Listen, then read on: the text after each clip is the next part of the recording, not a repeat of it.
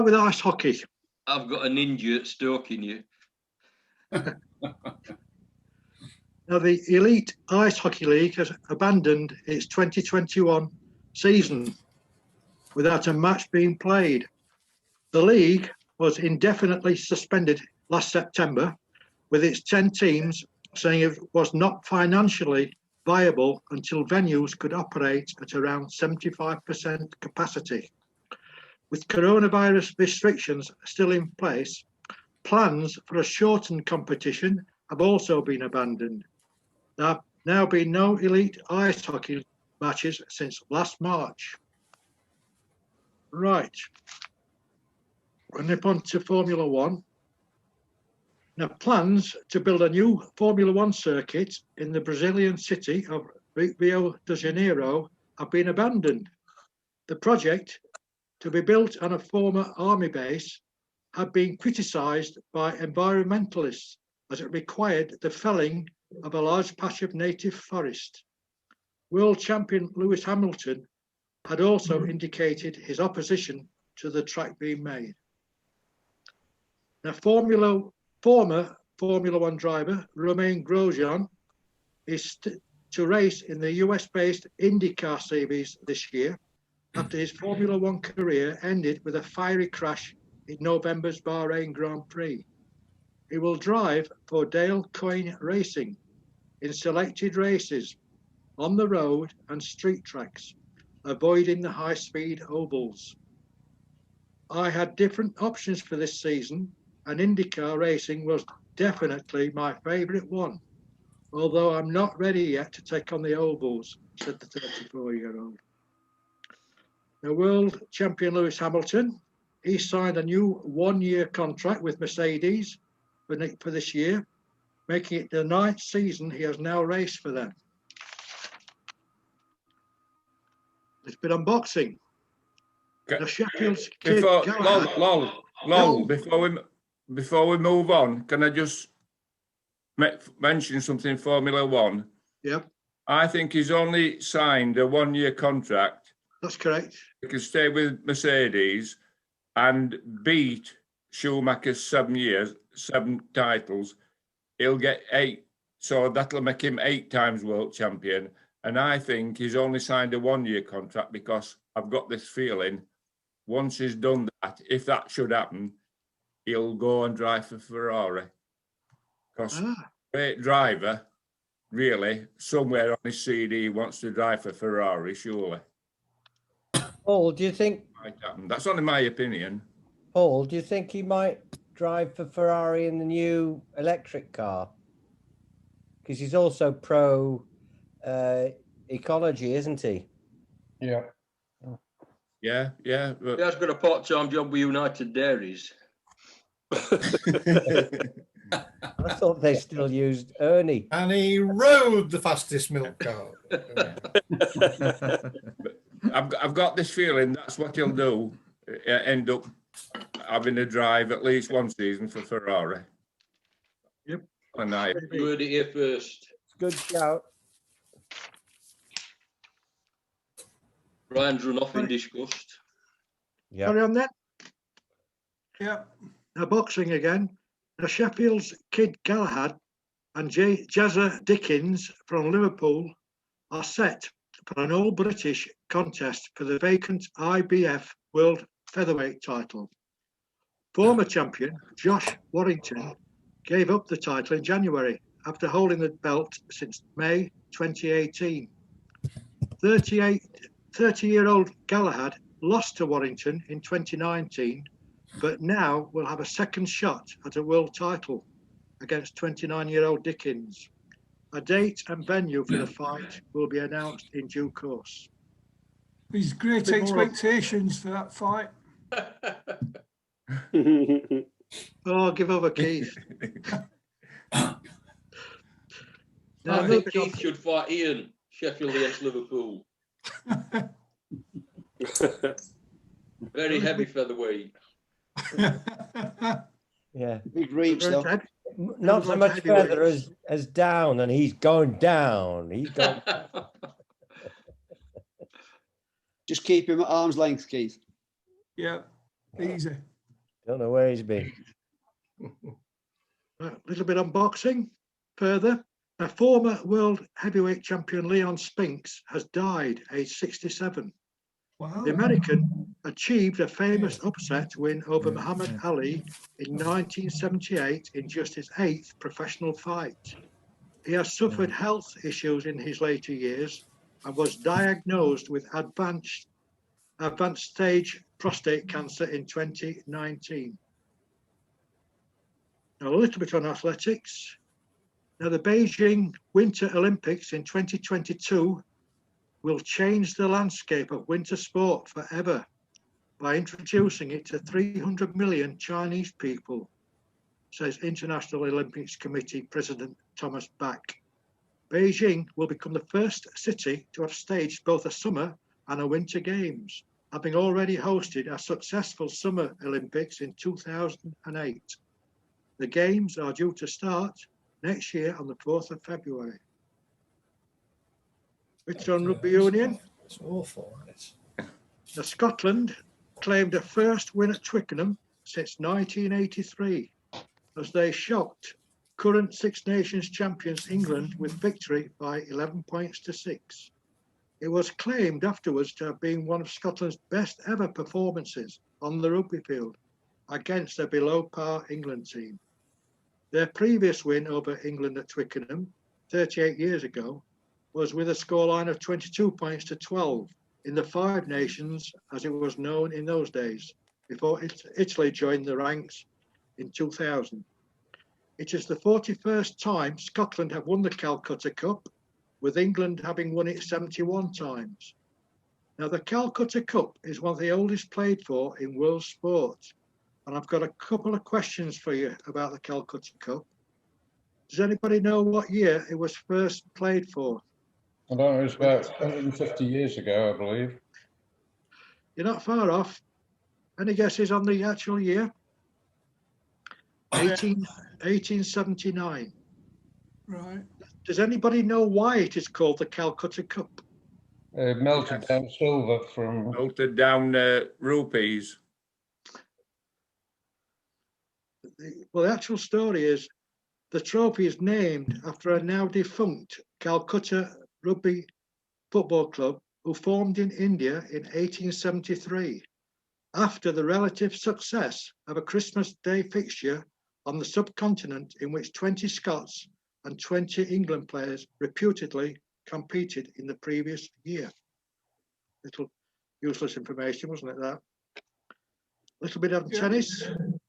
Now, Andy Murray has spoken of his anger at missing this week's Australian Open because he caught COVID-19, blaming the culture inside the National Tennis Centre over Christmas. He believes he contracted the virus while practicing at the LTA's High Performance Centre in London. The Scot said tons of people were in the gym and thinks too many were allowed to use the player facilities. The LTA said stringent and appropriate restrictions have been applied at all times. Do you think it's just making an excuse, or do you think it's got a... It's interesting that he thinks tons of people were there, but obviously he should have been allowed, but other people not allowed. yeah, quite right. Right. We'll go on to cricket now. Bear with me a minute. Just a bit of an update then on COVID. Jenny's feeling a lot better now. Oh, good. Good. Yeah, she's just up a ladder cleaning upstairs windows, so I think she's getting better. You've gone back to normal, have you? Back to normal. Tracking that way. Yeah. Did the COVID reject you, John? Well, wouldn't you? I should make you a baking something, COVID John. cake. No, That's no baking COVID something. cake, but I have had some COVID buns, Right. but frozen from Christmas. Right. There's an We'll go on answer to to that. cricket. No, well, Keith's partial to Jenny's buns apparently. I am, yes. Anyway, moving onwards. You leave Well, her we're not buns talking about the alone. Test match. We'll talk about cricket now. Now, Hey. former West Indies and Glamorgan fast bowler Ezra Mosley Oh, right. died in a road crash in his home country of Barbados. 63-year-old Mosley, who played for Glamorgan during the 1980s, was killed when the bike he was riding was in collision with a car. Now,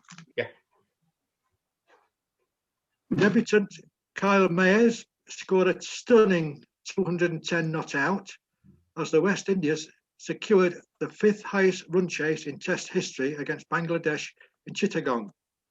The Windies chased down 395 to win by 3 wickets with 15 balls remaining in the final hour of the first Test.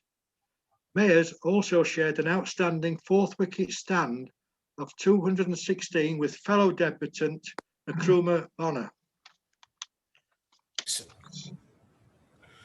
431 inches of rain once fell in Chittagong, in a year. 431 inches. Wow. Bit like being in Manchester, innit? I thought it was Manchester, Chittagong. Now, Australia, they've pulled out of their tour of South Africa in February and March because of the coronavirus concerns. The teams were due to play 3 Test matches, subject to protocols being agreed. Cricket Australia said it had no choice because of the situation in South Africa, where a more contagious variant of the virus has been reported. It means New Zealand have qualified for the inaugural World Test Championship final in England this summer. The former England captain, Michael Vaughan, he's predicted that Joe Root will end his career as the greatest England player in history. Now, in the first Test match in Chennai against India, Root became the 3rd English batsman to score a century in his 100th Test. Hello. Well, let me stop you there because you're stealing some of Chris's thunder. Chris is going to talk about Joe Root later. Is that right, Chris? Have you got all his Yeah. latest stats? Yes. Right then. Just let me. You've ruined Lowell's presentation now, Keith. He's been up all night preparing this bit. I have. It was good enough to have it twice, so lol, Yeah. no problem, mate, no Well, problem. anything you miss out, Chris, I'll add on. All right. That's If you do- that's an if you do- extremely good plan. If You do miss guys anything, really must rehearse, you know. I doubt if you will miss anything, though, Keith, Chris, knowing you. You're well organised. Well, I'll give it a good go. Now we're going to football finally. Now, last week, Manchester United equalled the Premier League record as they scored 9 goals against 9-man Southampton, making it the 2nd time the Saints have lost 9-0. They were also beaten at home last season by the same score by Leicester. It is only the 3rd time a team has lost 9-0 in the Premier League, with Manchester United also beating Ipswich Town by that score at Old Trafford in 1995. Championship club Bournemouth, they've sacked manager Jason Tindall, who was in charge for just 6 months, after suffering a 4th consecutive defeat in the league. The club made the decision in the wake of last Tuesday's home defeat by Sheffield Wednesday, which left the team 6th in the table. You'd have to Former resign, Cherries player. you'd have to resign, wouldn't you? You'd have to go. You'd have to I mean, go. how much worse can things get? Former Cherries player and assistant boss, he became manager of the team last August following the departure of Eddie Howe. Going Again, back to Manchester United, yeah, what about Martial's dive then? Awful. Yeah, it should have been 8 and Martial booked. yep. Yeah, There's definitely. a lot like that these days. There is every week. Salah the other night. Sorry, Ian, but Salah the other night. And, He and, only Ster- had and to be breathed Sterling. on and he went down. And Sterling is a master. Sterling does, yeah. And can I throw one in here? Even though it looked an obvious penalty for Chelsea, I think the player knew that he'd knocked the ball too far past the Yeah. goalkeeper and Yeah. deliberately ran into the goalkeeper. Yeah. Yeah, I agree. Absolutely. Yeah, I agree. I agree. Lots of pundits Yeah, have said and that. then Keith. need him in the head, Yeah. Yeah, just Yeah, for good correct. measure. correct. Anyway, he's back now, so stop talking about him. Hiya, Paul. Sorry, I've got a bloke working in our bathroom, Oh, Oh, yeah. yeah. and You so have. Is it same bathroom? It's not saying Go to the bathroom, is bath. go away, lots of you. No, Jenny's just got a bloke in the bathroom. He's not doing any work. She's Jenny's looking puzzled now. He's got his toe stuck up tap, hasn't As long as he's not eating her buns. he? oh, Are you recording this? Yes. Splish splash. It will be edited. come on, Lol. Right, well, more controversy with VAR in Fulham's 0-0 draw at home to West Ham. Oh, West Ham appealed against Thomas Souček's red card he was given in stoppage time and subsequently sent off for catching Fulham's Alexander Mitrovic in the face with his elbow. Video assistant referee Lee Mason advised match referee Mike Dean to review the incident, which he did, and after a long time studying the pitch side monitor, decided to send Souček off. And Mitrovic saying he'd Mitrovic not saying fouled him. his opponent should not be dismissed. The appeal yesterday saw the red card decision overturned and Souček won't get a 3-match ban. Now, since then, Premier League referee Mike Dean has notified the police after his family received a number of threats, including death threats and abusive messages. Dean has received criticism for sending off Southampton defender Bednarek last Tuesday and West Ham midfielder Souček on Saturday, both cards being rescinded on appeal. Referee chief Mike Riley has called the abuse totally unacceptable. What's your feelings on it, Brian? Bless you. Well, He's asked to be relieved of duties from the Premier League this morning. Brian, I think Brian has. has Brian gone? Brian's gone. he's disappeared. Oh, yeah. He's obviously dropped out. well, you can answer, Paul. You can answer, Paul. Is that right? No, all I've done, I read this morning that he's been asked, he's asked the Premier League not to put him on any more Premier League matches for the foreseeable future.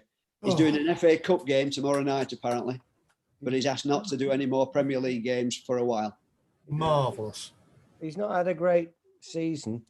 I mean, He likes to be the centre of attention, though, doesn't he? He admits that. He does.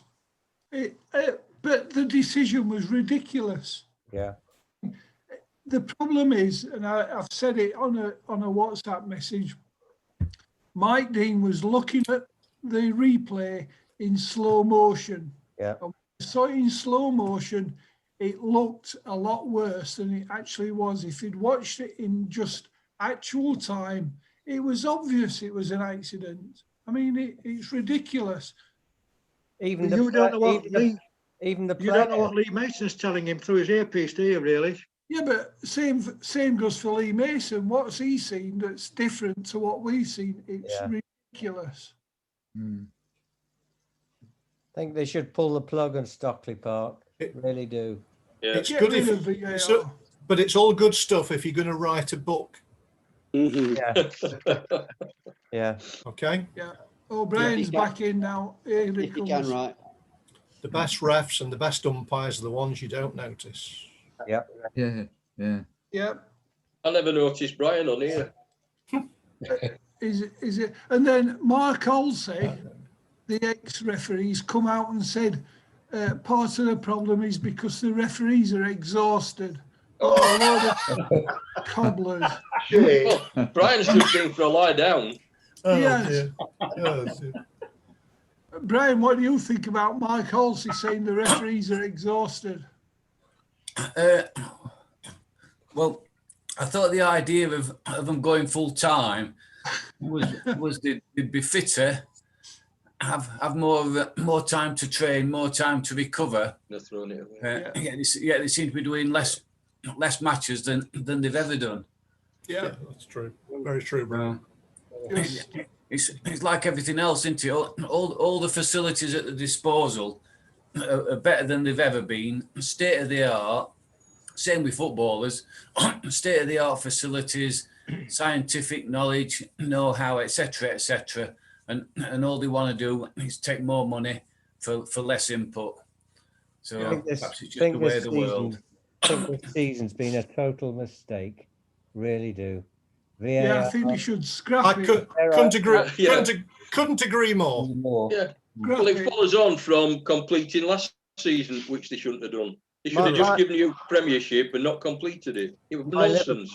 My Liverpool team, bless them, have totally imploded. And that's exhausting. Mental exhaustion. Can we do that next year? Mane hasn't had a summer off since before we won the World Club Championship. He was playing in the Africa Cup and went straight into next season. And there was no pre-season this season, but they shortened summer. These guys are high quality products. You do not treat high quality product the way we treat our footballers at the moment. This season should be abandoned. Ian, Liverpool started to implode last season when they lost 3-0 to Watford. They weren't the same team after that. Doesn't matter, Keith. The fact is No, they no, were playing consecutive games. They played so many games. Now it caught up with Manchester City. Now they've found their way through it. They're all suffering one way. That's why you've got so many away wins, and it's a bizarre season. It should be abandoned, and it's all because of all over the place, aren't they? With everybody. Money. Yeah. Yeah, but on the other hand, the clubs need the money. Yeah. We all need the money. Yes, we do. Well, But please send donations to. I'll give you the address later. yeah, but it has helped sustain the game. 2 seconds. Not at a lower level, it's not. No, it hasn't. No, it That's the hasn't. point, John. That is the point. Hey, Jose. You're confusing me with this talk of high-class players, and I'm unfamiliar with your terminology. Yeah, have you finished, Lol, or are you going on, mate? I've got some more. Go on, Lol. Just let you chat amongst yourselves for a bit. Yeah. Now carry on then. Yes, please. Yeah, go on. We're going to talk about Ian's team now. Now, in beating Liverpool at Anfield, Manchester City have equalled the record of 14 consecutive wins in the top flight. The only other 2 teams to achieve that feat are Arsenal in 1987 and Preston in 1891-92. Wow. After having such a long unbeaten run at Anfield, Liverpool have now lost 3 home league games on the trot. And the last time that happened was in 1963. Okay, move That on. was a good John, year. Lol, move on. Well, that's not a crisis. That is not a crisis. Can I just say something? Yes, Random. As I'm looking at the screen here, Sally's head looks as though it's sticking out of Lol's chimney. Really I don't know if anyone else is going in the same order. Not only that, she's got a dartboard on the door handle. What's the dartboard for? It's our grandson. Ah.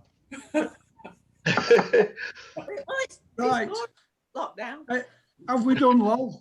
No, just a couple of more items on football that I have done. Yep. Now, Chesterfield, they have withdrawn from this year's FA Trophy competition. The decision was taken following the postponement of Saturday's tie at Aldershot and subsequent return of COVID tests, forcing the first team players and management to isolate for 10 days. Now, under FA rules, a rescheduled tie has to be played within 5 days of the original fixture. They thought about the possibility of playing an under-19 team before making the decision for to forfeit the tie. Now, finally, You're unbelievable. Tony Collins, the Football League's first black manager, has died aged 94. Now, Collins spent 7 years in charge of Rochdale leading them to the 1962 League Cup final, and later worked for Manchester United as chief scout. League Managers Association chairman Howard Wilkinson said, "Tony was a true pioneer of the sport." Now I've got a couple of questions now. Does anybody know who his first professional football club was? Sheffield United. Oh, You're not no, far Wednesday. away. Sheffield Wednesday. Wednesday, Yeah. sorry. 1947 to 49. Although he didn't make any league appearances for them, he was spotted playing while serving in the wartime service in Italy, where he spent 3 years. He was spotted playing army football, and he was recommended to the Owls. Must have played against my dad then. Wow. No, seriously. My dad played football in northern Italy. Do you know what place it was? 1946. Pardon? Do you know the name of the area where he was in Italy? Your dad? Well, no, it was in northern Italy, bordering. It was near Lake Como. Very nice too. Yeah, very nice. Another final question. Now, I mentioned that he led Rochdale to the League Cup final in 1962. And there's only 2 teams that's ever appeared in the cup final from that league, from the 4th division. Does anybody know who they played in that year and what the result was? Was it Aston Villa? No, it wasn't Aston Villa. Was it Forest? It was played over 2 legs in those days. It Was it wasn't Forest? Forest. No, No, it wasn't. I thought it was Villa. no. Oh, Villa beat Rotherham, didn't they? Villa In beat two Oh, legs. aye, they did, yeah. First one. Birmingham? They're doing well now in the Championship. Very Norwich. well. Norwich. Norwich. Yeah, they lost to Norwich 4-0 over 2 legs. And that's the end of the news, folks. Can I just thank point you. out? You carry on. Yeah. Can I just give a quick mention to my lad, please, if you don't mind? 30 seconds of boredom. It's just a typical week in the life of a fan. That you go to Bournemouth and you get a totally unexpected win like that, and there's the euphoria, and even Jordan Rhodes scores a superb goal. And then for 38 minutes against Millwall, it's the most comfortable I've watched. Comfortable I felt watching Wednesday. It was a tremendous performance, and it shows you what happens when you give a totally stupid penalty away. It changed the game entirely, and we finished up being humiliated. That's what it's like being a football fan. The highs and the lows. The number of Owls, John, that don't like Pelupessy. I know there are, and he's not. He Can't works blame him all hard. the time. Basically, he works hard. And Mick the Bulgarian quizzer doesn't like Pelupessy, but he can't say his name either because it's not Bulgarian. Yeah. But to be fair, I was thinking while we were watching that game, even Mick would have thought that Pelupessy was having a good game for 35 minutes, and then he does what he does. He did a ridiculous challenge. So yeah, Pelupessy is not good enough to be in a side that wants promotion, but he's good enough to be in the side that we are now. Right. Okay. Can I say a word about Mick the Bulgarian while you mention him, John? Yeah. Mick the Bulgarian has provided 75 quizzes as of this week on the website. Some of them in English. Some of them in English. Some of them John speak. And to quote Eric Morecambe, some of the all the right answers are there, but not necessarily in the right order. Yeah, he deserves credit for that. Well done for mentioning it, Ian. Been a Yeah. superb, sustained performance. I've stopped sending them through to you, Ian, because I think you're full up, aren't you? I'm flip. Well, yeah. Well, I know there's a tear trickling down your face. Anyway. Right, okay, we've got 5 minutes. So, Colin, would you like to tell us about your first ever trip to Bramall Lane? Yeah, I'll try and do a little bit or sort of memories of going to different matches at Bramall Lane. Yeah, I say it was back 6th of February 1952. I don't know why my dad took me, because he Child was abuse. a Villa supporter. But, you know, it was a good thing he did, because I've enjoyed it for 69 years now. I know I had a lot of disappointments and such like, but well, more than, you know. Did he bring you back, Colin, or was he just taking you there? Yeah, he did. I've been trying to find a program on the internet or anything, but I couldn't tell you much about it. But I don't know whether you can see that. You won't be able to read it, but I did find this on the internet yesterday, actually, and it is the Sheffield United squad for the 51-52 season. Some of the outstanding names that I really remember was obviously Ted Bergen in goal, Seth Caldwell, Graham Shaw, Joe Shaw, Alf Ringstead, Jimmy Hagan, Harold Brook, Harold Brook, yeah, Harry Latham, that's right. Tommy Hoyland, yeah. Still alive. and there was somebody called George Luke, and I mean, even I've heard all of those. I couldn't tell you 4 United players nowadays. yeah, Fred Furness. yeah, Fred Furness, yeah, he's on the list, and His hot stuff, wasn't he? Teddy Davidson was the manager. Yeah. Mm-hmm. It was a good era, that. Yeah, It was. It was. And, well, I think he did a hell of a lot, run everything, didn't they? The managers in those days. Yeah. Yeah. Mhm. yeah, decided everything. It's in a way, it's a pity we've moved away from that, because there's a lot of money going out of the game to people who aren't really interested in the game. They're interested in getting rich. Yeah. Yeah. And you could see cricket at the ground in those days as well. That's right. I remember going and seeing Freddie Truman there in